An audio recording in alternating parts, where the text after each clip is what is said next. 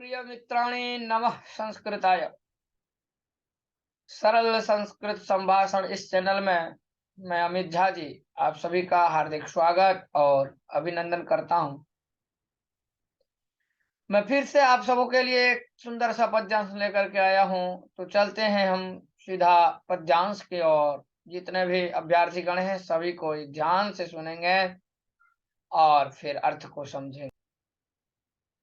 देखिए, सबसे पहले लिखा है, शोको नाशयते धैर्यं, शोको नाशयते श्रुतम्, शोको नाशयते सर्वं, नास्ति शोक समो रिपो।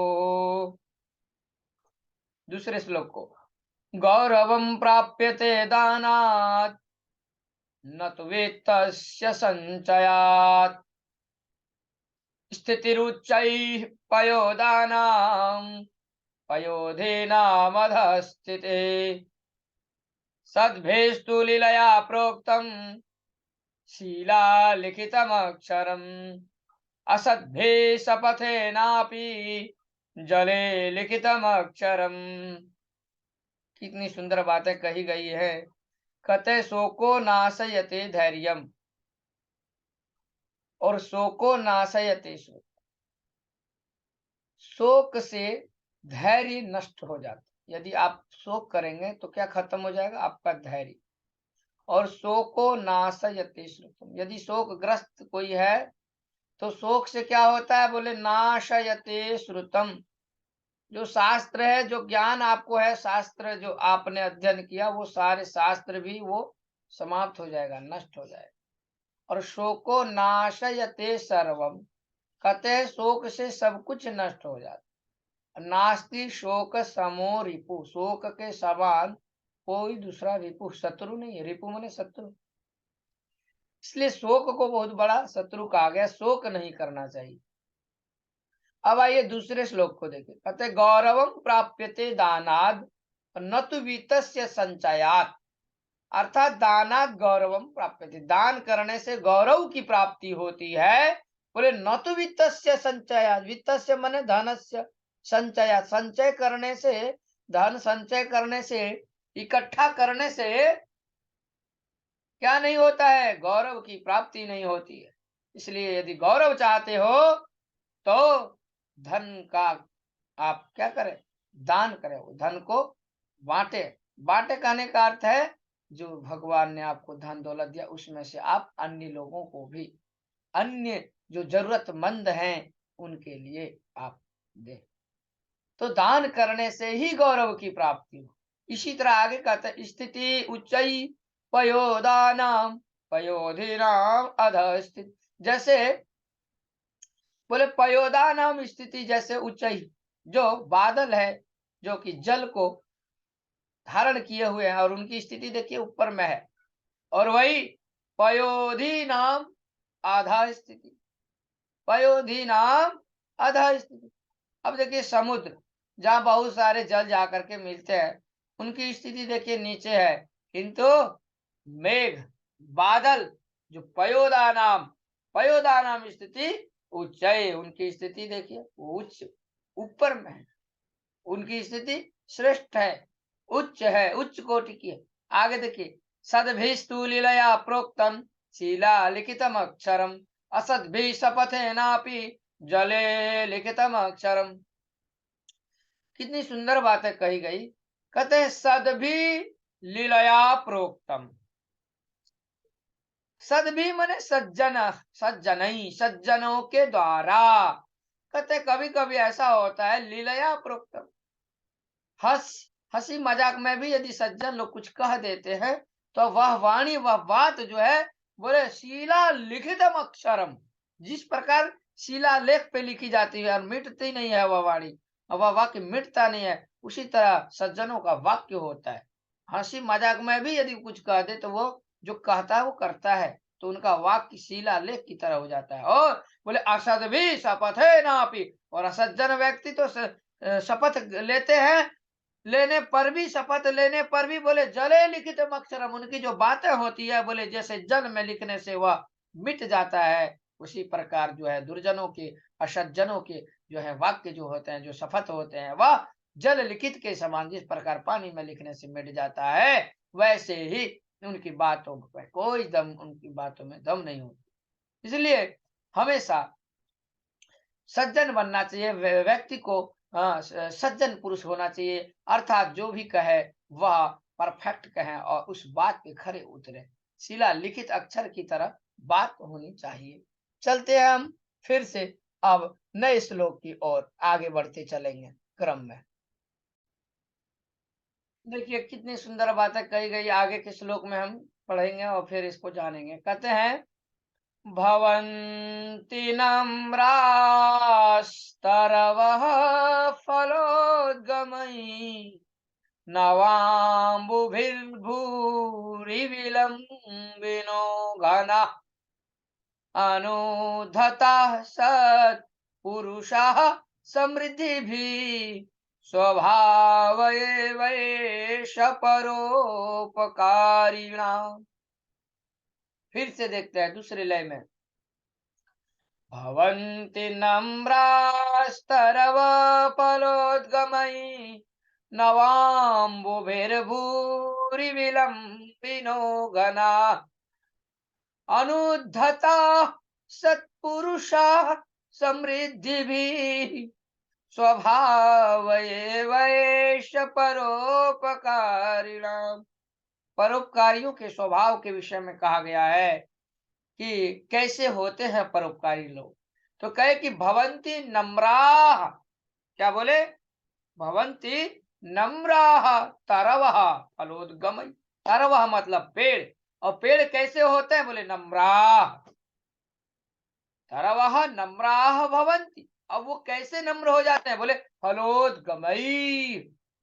अच्छा, ये बात है। फल में अधिक, जब वृक्ष में जब अधिक फल होते हैं, वृक्षों में जैसे फल बहुत होता है, बहुत फल, तो उस फल से वृक्ष क्या होता है? झुक जाते हैं, नम्र हो जाते हैं। तो वही कहे कि फलोद्गमैः तरवः नम्राः भवन्ति। अधिक फल होने से तरु भी, पेड़ भी जो है झुक जाते।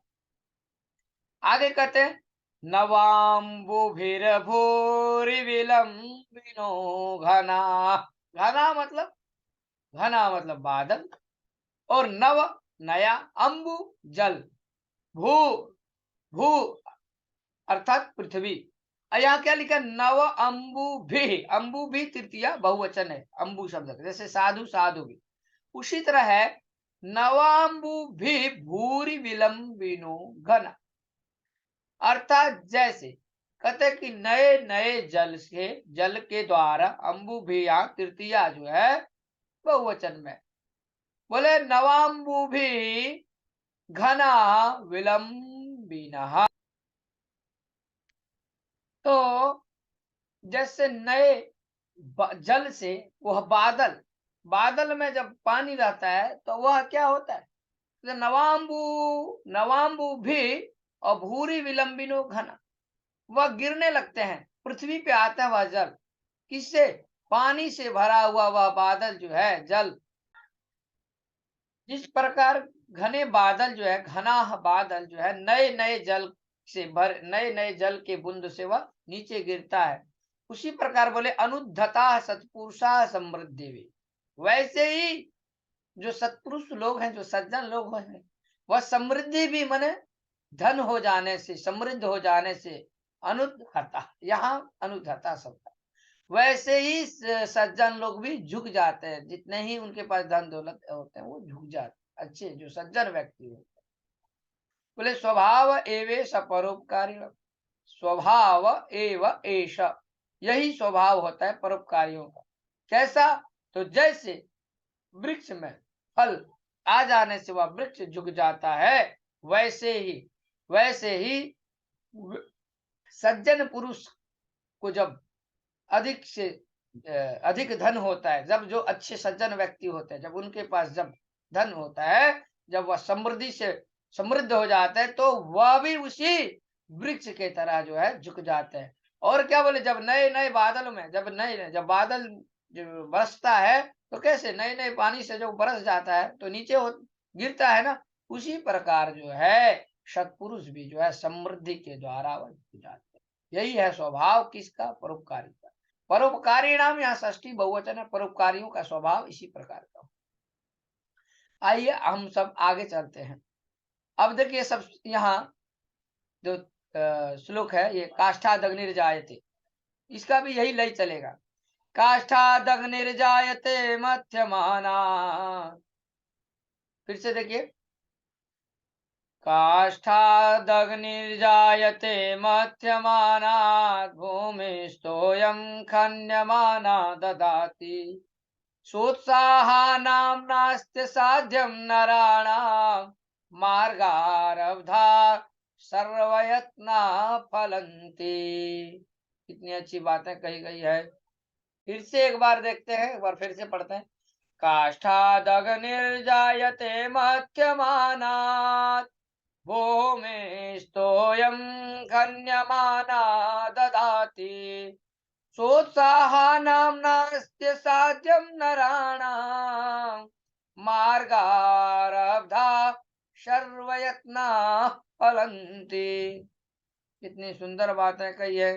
कथ काष्ठाद अग्निर्जायते, काठ से क्या उत्पन्न होगा? अग्नि। तो वही काष्ठाद अग्नि ही जायते मध्यमानात्, जब काठ का मंथन उसको पूरा रगड़ेंगे, दोनों काठ को मिला करके, तो उससे क्या होगा? अग्नि उत्पन्न हो।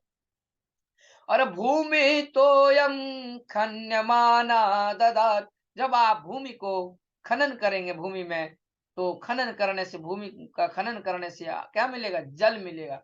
तो क्या देगी भूमि? जल देगी।